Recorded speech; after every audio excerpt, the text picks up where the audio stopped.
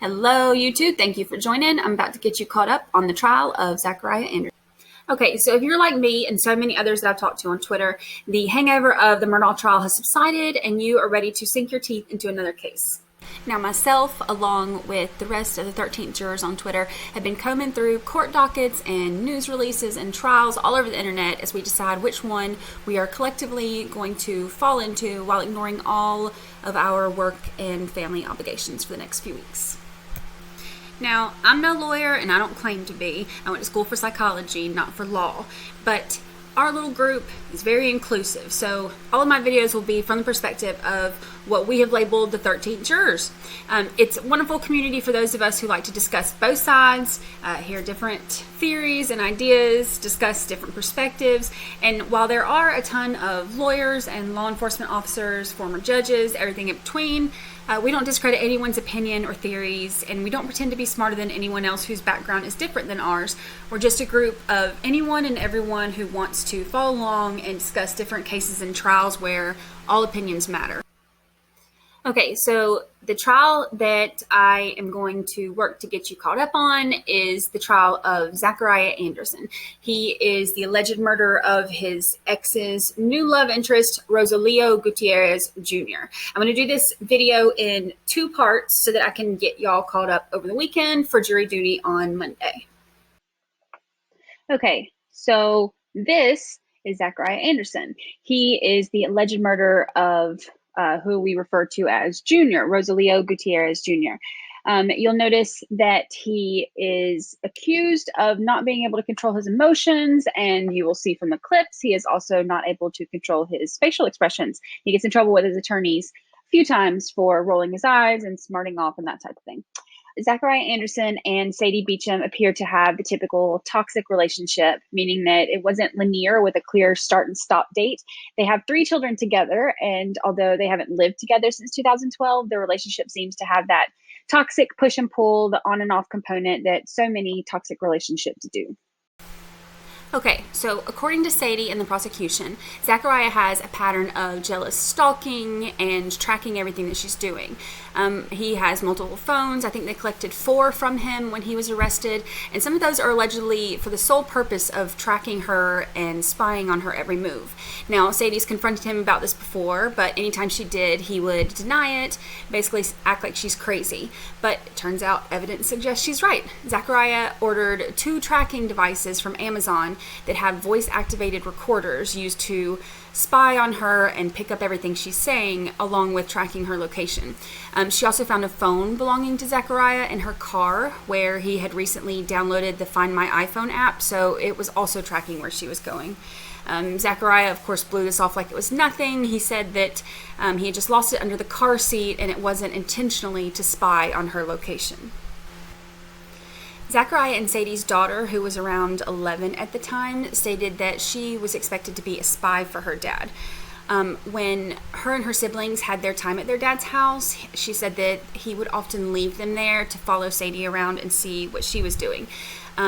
She even said that there was a plan that had been discussed multiple times in which he would drive her and her siblings back to Sadie's house while she had been gone to Rosalio's for the weekend when it was not her time to have the kids, so she would have no reason to be there. The plan was that they would use the daughter's key to get in, and then he would leave them there and have her call him and claim that she had abandoned them there to go to her boyfriend's house, all so that he could call and report it to the authorities. Now, on April 24th, the day before their daughter's 12th birthday, the kids were with Zachariah at his house, so Sadie had invited Rosalio over. Now, at some point in the night, the doorbell rings, and by the time Sadie gets out there to see who it is, all she sees is a car that looks like Zachariah's speeding away. Now, according to their daughter, Zachariah left his 4-year-old twins at home and drove with her to Sadie's house. When they arrived, they peeked in the windows, with Zachariah even telling her to come take a look, but told her don't breathe too hard because if the windows fog up, then they could get busted. While they were there, he apparently put a listening device in the vents, and he went into Rosalio's truck and took some papers, including a registration with his home address on it. They later found a picture in Zachariah's cell phone that had an actual picture of this registration with the home address on there. When he was questioned about that night, Zachariah did admit to going there that night, but said that it's only because he had a premonition or a vision and he wanted to go check. He also denied leaving the twins at home. He said that he took them with him that night. Now, not long after this, on May 13th, Zachariah had the kids, so Sadie went to go visit Rosalio to have dinner and hang out. As they sat down, they began chatting and talking about possible movies to watch. While they're chatting, Sadie receives a text from Zachariah with an exact word-for-word quote of something that they had just said while they're sitting there. Well, of course, this is alarming to Sadie because this makes her think he's still sitting there spying on her somehow and listening to everything she says. Zachariah says no, he wasn't there spying on them. That text was just an accident. But cell tower location does place Zachariah there at that time, and there were also directions to Rosalio's house that were found on his phone but had been deleted. On May 16th, Rosalio invites Sadie to come meet his 11-year-old son and his 8-year-old daughter for the first time. She drives out there, and the four of them get ice cream, spend some time together before she returns home. Now, apparently, Sadie felt like the meeting went well and felt like their families could possibly blend well together, and she wanted things to move to the next level. She texted Rosalio the next day, on May 17th at 1:52, and let him know that after meeting his kids, she wants to get more serious with him. Later in the evening, Rosalio calls Sadie around 8:30, but she doesn't answer, and his last text was sent to her at 8:36 that night, and she never heard from him again. Now, the night in question all is centered around this tight timeline, which we've heard before in other cases. There's always a tight timeline, but the activity on Zachariah's phone seems to stop around 7:30 p.m. There's no activity, no answered phone calls, anything like that until from 7:30 p.m. until 11:19 p.m. when he finally answers his girlfriend, Christine.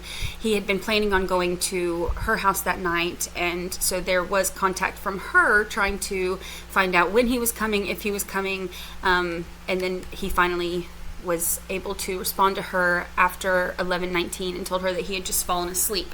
Now, everything that happened as far as the attack, the noises heard from the neighbors, everything, the point where Rosalio went missing, everything happens during that timeline when Zachariah says that he is asleep. So on the 17th, when Zachariah has his kids, his oldest daughter did make note and told authorities that there was brand new duct tape and rope that she saw in the basement. Now, it was never seen again, and she's the only witness who testified to having seen it, so the defense is trying to say that because she's the only one who ever said that it was seen and it was never found again, that it's not really reliable. So Rosalio and Sadie were not exclusive. They had just begun dating, recently. They weren't exclusive. Actually, Rosalio was having another girl that he had met on Facebook dating that was planning on coming over the night that he went missing. They weren't exclusive yet. So the defense is saying that in order for him to go into a jealous rage that would cause him to want to kill somebody, there would have to be a serious relationship, and the relationship wasn't serious yet. The state's theory is that, okay, this relationship might not have been serious yet, but in her phone she had just said she wanted to take it to the next level and make it serious, which the meeting of his kids and them spending more time together is showing that it could be leading toward that situation getting more serious. So if we take a look at the timeline, here's what we know. We know that Rosalio or Junior, depending on who is talking about it, and you'll hear him called both things. We know that he dropped his kids off and made it back to his house somewhere around 9 o'clock, 9:08 at the latest. He got home, he drank a couple beers, and he had met a girl on Facebook dating who was planning on coming over and hanging out that night. Now keep in mind, he and Sadie were not exclusive yet. They were not serious yet. They were moving towards that direction, maybe see what happens, but this girl that was coming over is somebody that he had met on Facebook dating. Now, she had originally planned on being there sometime around 9 o'clock, but apparently she was running late. She had also never been there before, so she had trouble getting there, and when they were talking, when she was planning on coming there, they decided that she was not going to be drinking because she didn't want to get a DUI. So She tells him at 9:37, she sends him a text that says she's 5 minutes away, but that text and none of the other ones after that were ever read. Now, we know that the upstairs neighbor said that she heard about 5 minutes of banging and loud noises. She wasn't positive on the time, but she says it was sometime between possibly 10 and 11, but closer to 10.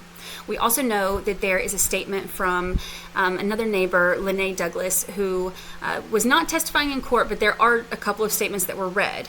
Now, there was a police statement that said that she thought she heard an argument on the 18th around 1 p.m., That was the first statement. Now, when she was asked about this and asked to clarify, she said that that can't be right because she was working from her back bedroom with headphones on at that time. She said that the sound that she heard was in the living room, not in the back bedroom, and she heard a loud scream in the hallway sometime around 9 o'clock. But also, it wasn't on the 18th. It had been prior to the 18th. She expected to hear someone call for help after that, but nobody ever did. Okay, so here's what starts to get suspicious if you look at all of the things that the state and the investigators have put together. Now, early morning at about 4:18 a.m. on the 18th. Now, this is just hours after Rosalio or Jr. Goes missing.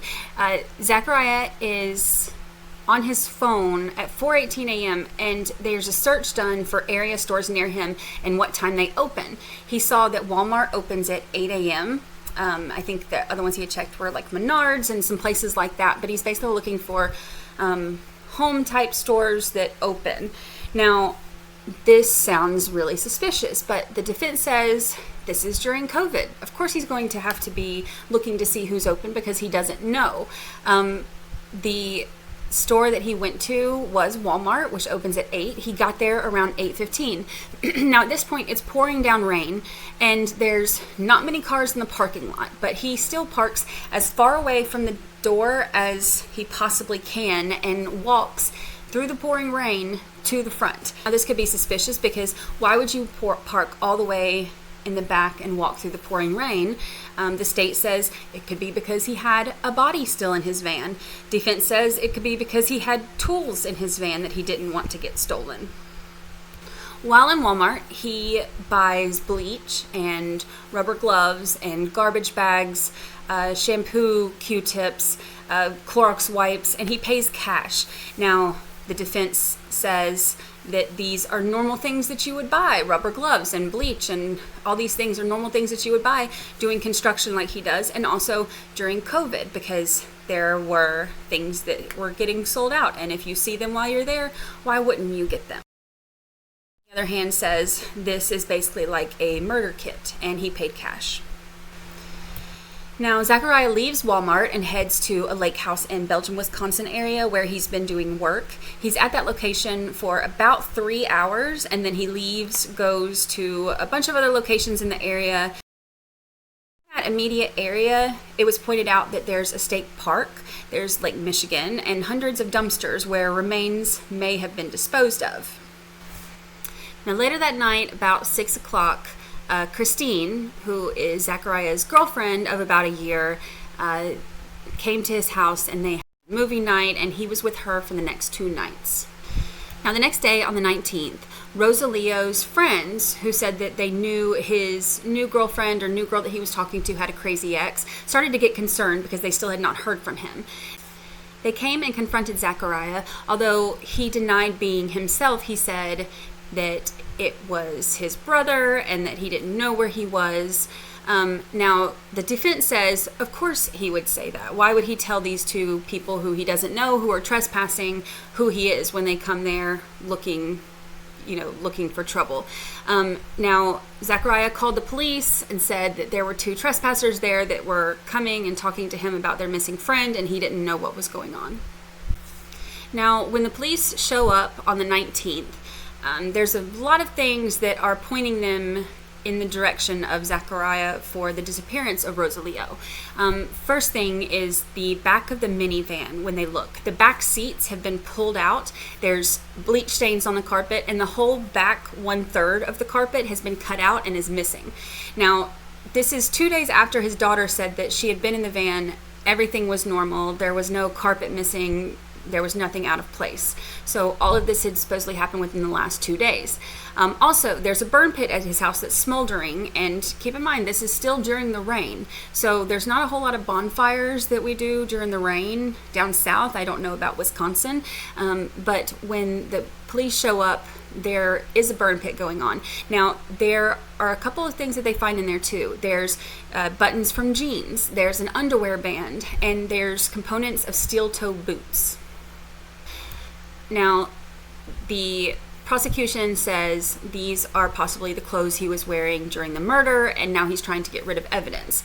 The defense says that they don't know if it was steel-toe components because they're not shoe experts, and that he didn't try to keep anybody away from the fire, and if he was just going to let anybody go up to it, then he obviously wouldn't have been hiding things. Now, Zachariah had been driving the minivan, not the Audi, but when asked about the car he drove, he immediately started saying that he drove the Audi. He didn't really drive the van. The van just kind of sat out there, and anybody who wanted to take it could. So the state says that this is him already creating, doubt or giving access to the van for other people, so that if something is found in there, he can say, well, anybody could have taken it. Another suspicious thing is that he asked officers like he doesn't even know Rosalio's name. He said, I think they call him Junior or something. Now, we know that he does know his name because he had it in his cell phone, and he had a folder on his laptop that had his full name. He had all kinds of things that had his full name, and he knew exactly what his name was. And by trying to say, oh, I think they call him Junior or something, he's trying to put distance between himself and the victim. He also denies to officers that he had ever been to Rosalio's home, but we know from cell phone records that he was there at least on the 13th. He said he doesn't even think he's ever even been to Kenosha, but his phone does link him to that tower. Now, when they asked him where he was 2 nights ago, the night of the murder, he said that he was with his girlfriend and he spent the night there. But then he kind of goes back and forth. They said that he was really wishy-washy about it. He said that he was there, and then he said, well, maybe I wasn't there, maybe I just called. They said that he would not really nail down any specific alibi. When they asked his girlfriend Christine about where he was, she originally said that he was there, but she also did say talk to her sister. Now, her and her sister live together, and she said that she gets her times and days confused. So she thought that he was there, but couldn't remember for sure. And when they talked to her sister, they found out that he was not there, that he had supposed to be coming and never did. So here's some things that are a little bit scary. Now, when they confiscated his laptop, they did find a file labeled with Rosalio's name. It had a ton of pictures of him from Facebook, pictures of him and his kids, pictures of him out socializing. It also had an electronic map with pinned location of Rosalio's home, and it had a pic of one of the trackers that he had ordered from Amazon. Now, Zachariah did get arrested. He did go to jail. One thing that is being used, one piece of evidence or testimony that is being used, is his former bunkie. Now, his bunkie came forward and said to his attorney that Zachariah had talked to him. He said that when they arrested him, they found a lot of money, which is true. There was a bag of almost $50,000 cash. There was a little bit of weed, which it was more than a little bit. I think it was a couple pounds.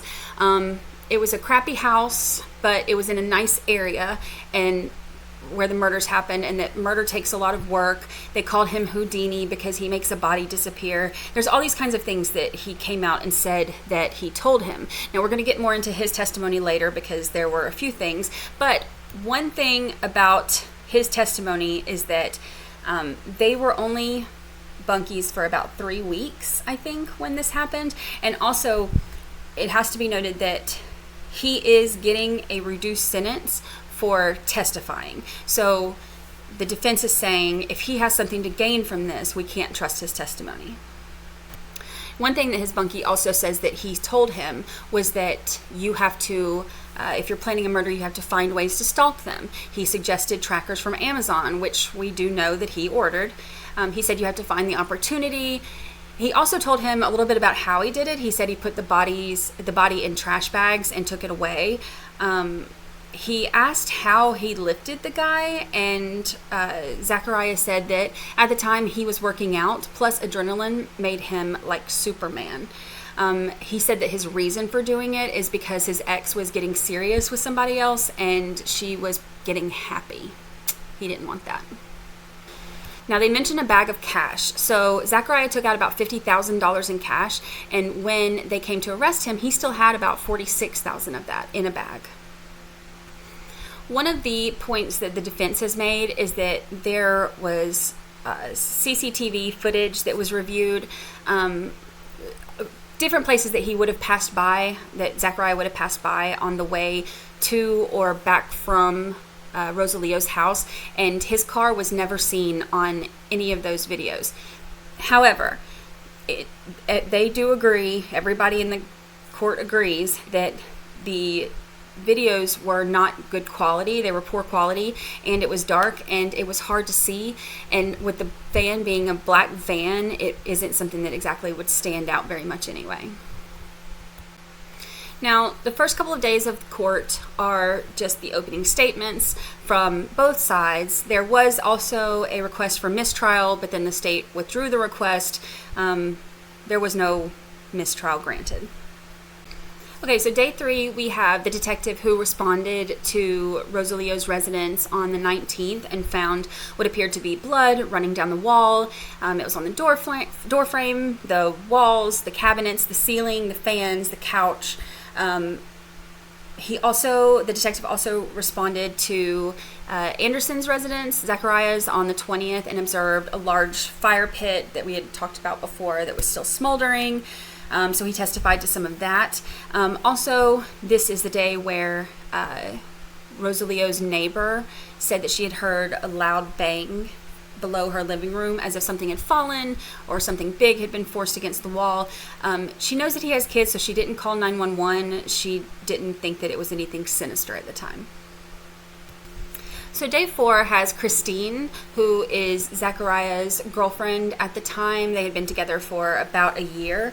She comes in to testify. Now, what's interesting about her testimony is that she is coming in as a witness for the state. However, she kind of turns hostile towards the state. You can tell that she doesn't want to be there. She's not happy about the way that she feels like she was treated during the investigation.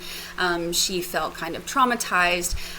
She also seems in her demeanor that she still has kind of those warm and fuzzies for Zachariah, and even says that she always felt safe around him and protected. She said that she felt like she had been, her words had been twisted, and that when she had gotten confused about whether he was there that night, that they tried to make it out like she was lying. You can tell that she's not happy to be there, and her testimony is interesting to watch, to say the least. Now, on day 5, we have Rosalio's mom who takes the stand. I'm not exactly sure what was going on, but while she was up there was a moment where Zachariah was getting frustrated, and he was saying something to his attorney. I wish I were a lip reader, but I'm not. But he was saying something to his attorney, and his attorney kept telling him, stop. He was putting his hand up, telling him, stop talking, stop saying it. So day 6, we have Nettie, who is the young lady that Rosalio had talked to on Facebook dating. She takes the stand and she talks about the night of the 17th. She was on the way to go meet him at his apartment, wanted to get to know him better, but she ended up at the wrong apartment. Now, she never did see him in person, and she was the last person to hear from him. On day 6, we also have the testimony about Brandon Hendrickson and Michael Campbell going to Zachariah's house to ask if he knew anything about what happened to Rosalio. They were his friends, he was missing, and they were worried. So they went to his house to check on him and see if he knew anything. With day 8, Marquand Washington continues, and he says that he believes Zachariah admitted to stabbing Rosalio. Now, this is also a point of contention because he says that he admitted to stabbing him, but the blood patterns show more blunt force trauma, not stabbing. Now, Washington also said that Anderson had detailed to him how he planned the killing by getting to know Rosalio, learning where he lived, what he drove, and when to be there, in particular, so that he could do the killing. Andrew Schultz is one of Zachariah's friends. Now, he testified on day 8 that he was there when he did the fire, and that that's not uncommon for him to have fires. He burns things from the jobs that he works on. Now, you might recognize Judge Schroeder from the Rittenhouse trial, and let me tell you, he has been a jewel to watch during this. Now, I got a little bit spoiled on Judge Clifton Newman in the last trial. Judge Schroeder is a totally different style, but he's full of entertaining moments, to say the least. All right, 13 jurors, I hope that this gets you caught up on everything that you've missed up to this point. I will continue to watch the testimony. I will do some summary videos and point out some of the things that are funny or entertaining, or some of the things that are impactful or the powerful moments of the trial. If you would, just like and subscribe, and that way you don't miss anything. And if I miss anything, feel free to let me know. And until I see y'all next time, thanks.